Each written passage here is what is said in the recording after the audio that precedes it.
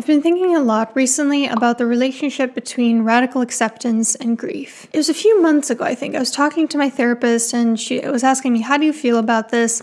And I was kind of in my own head in the moment. I wasn't really feeling my emotions. But I said, I just want to accept that this is reality. I just want to move on. I just want to reach a place of acceptance. And my therapist interpreted what I was saying from an interesting lens.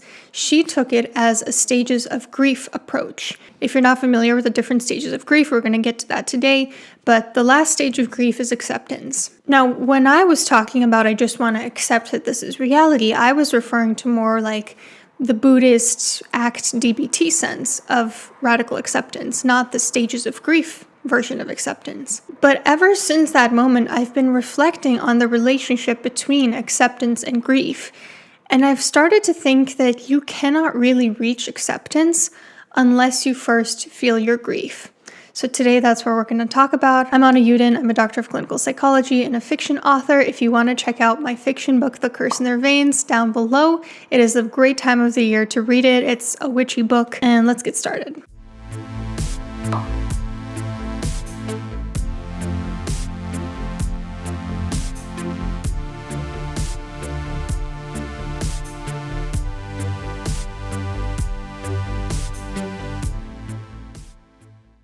So there are different grief models, but the traditional stages of grief are denial, anger, bargaining, depression, and acceptance. Denial is pretty self-explanatory. It's when you're in denial about the facts of the situation. You're still experiencing kind of like this delusion about what's happening to you. You're still in shock. You haven't yet accepted at all that these are the facts of the situation. Anger, again, pretty self-explanatory. You feel angry about the situation.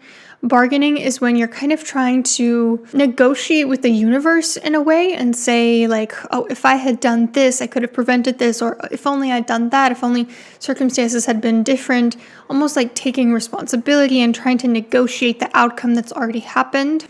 Depression can be clinical depression, or it can just be a very overwhelming sadness. And then acceptance is the end result of working through your grief, where you've come to terms with the reality of the situation, usually that this person is lost or that the situation is the way that it is. And even people who use the stages of grief model acknowledge that it's very much not linear, it's cyclical, it's not a one and done thing, it doesn't always happen in this order. So it's just something very rudimentary to go off of. It's not the be all end all of how people process through grief. But I started thinking about it and I wondered, what if it's like that with radical acceptance too? Acceptance is fully embracing reality as it is. For example, your partner who's been consistently mistreating you for 25 years of marriage is the way that he is. He's not going to suddenly change. He's not going to be nice to you this time. Or if you struggle with the reality that rude people exist, you're not going to make the world a kinder place by lamenting the fact that rude people exist. Or life's not fair. It's not going to suddenly become fair just because you think it should. That is the way that life is. And in mourning, acceptance means coming to terms with the fact that this person is forever lost, that you're probably always going to miss them, that you're never going to be able to speak to them again, that you can't get them back. What if the reason many of us never reach that acceptance stage in whatever we're going through in life is because we haven't processed through the other stages of grief first, because we refuse to feel our underlying feelings of primarily anger and depression, because we're holding on to hope about something that's delusional, in essence, denial. Let me give you an example of what I mean here. Emma's partner, Jeremy, has been emotionally abusive to her for 25 years. He belittles her, makes her doubt her reality, manipulates her into doing what works for him rather than her, disrespects her needs, accuses her of doing things she's never done, and so forth. Intellectually, Emma would tell you that she's accepted this about Jeremy. But every time she goes into a difficult interaction with him, she unconsciously still operates under the assumption that this time will be different. She tries to explain her point of view, thinking that this time maybe he's going to hear her out and validate what she's saying. She still goes on dates with him, even though 99 out of 100 times she ends up feeling ashamed and bad about herself afterwards. When he promises to change for the 500th time, she wonders if maybe this time he's sincere. You see the problem here? Emma is still clinging to hope that her current reality will change. It might not be conscious. She might intellectually understand he is the way that he is, but on an unconscious level, she's not let go of that hope. And no matter how many times she tells her friends that I've accepted the way he is, her behavior shows otherwise. She's in denial and she hasn't fully felt the impact of her anger and the depression underneath it. When we talk about depression, a huge component of depression is loss of hope. We might even go as far as to say that depression is absolute loss of hope. And while clinical depression, the diagnostic criteria are never something to aspire towards, depression in the sense that we're feeling sadness about something that can't be changed, and that we have completely lost hope that things will change when it's clear they probably won't, is kind of the path to acceptance. And why do you think anger is the stage before depression? Anger is usually a secondary emotion. It's meant to mask a more painful, vulnerable emotion, such as feeling betrayed or sad or things of that nature. So typically we feel anger first, and once we process through that anger, we're strong enough to feel also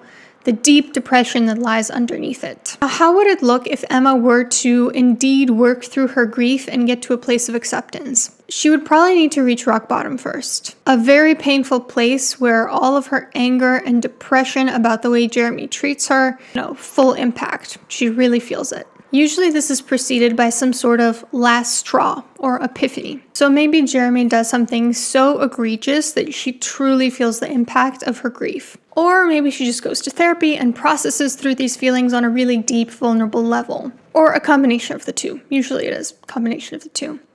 Regardless, once she works through her grief, she's better able to accept that this is the reality of her situation. Nothing is going to change. And then it becomes abundantly clear to her that she only really has two options. Either leave Jeremy or stay in this relationship with zero hope that it will change. And if she chooses option 2, it's going to look very different from how she's been acting up until now. She will be uninteresting and unresponsive in her communications with Jeremy, not trying to justify herself in the hopes that this time he's going to hear her out. She will completely understand that there's no chance he's going to hear her out. She won't doubt herself anymore because she will be so sure of the fact that Jeremy's trying to manipulate her in those situations that she'll know it's not my perception that's skewed. She might decide to stop going on dates with him because she's accepted that it never ends well for her. So why keep putting herself in that situation unless she thinks it's going to change this time? When he promises he's going to stop after yelling at her for the 500th time, she'll seem indifferent. It'll just be like, yeah, okay. But she's not going to believe a word that he says. And when he inevitably goes back on his word, it's not going to disappoint her because she never believed him. She won't hold an idealized image of him in her mind when he's not there in front of her showing his true colors. She won't be surprised when he emotionally abuses her anymore. It'll be predictable and actually quite boring, to the point where it doesn't really get under her skin as much. She will have just accepted, yep, that's Jeremy, just another day in Jeremy land. And she just goes about her day thinking about more important things. I'm not saying this is something to aspire to. I think if you're in the situation, probably a healthier option to leave that sort of relationship. But those are in essence your only two options. Either leave or come to a place of full acceptance if you're going to stay. Now, can you see why most people will never accomplish what I just described Emma accomplishing? Because most people do not want to feel their grief. They want to avoid it, numb it, self-medicate it, repress it. Feelings of anger and underneath them depression or sadness are very, very painful. It takes a very psychologically open and strong person to willingly work through them. And this is why moments of rock bottom often precipitate radical acceptance epiphanies. Rock bottom is often just a name that we give to a place where we have no other options left but acceptance.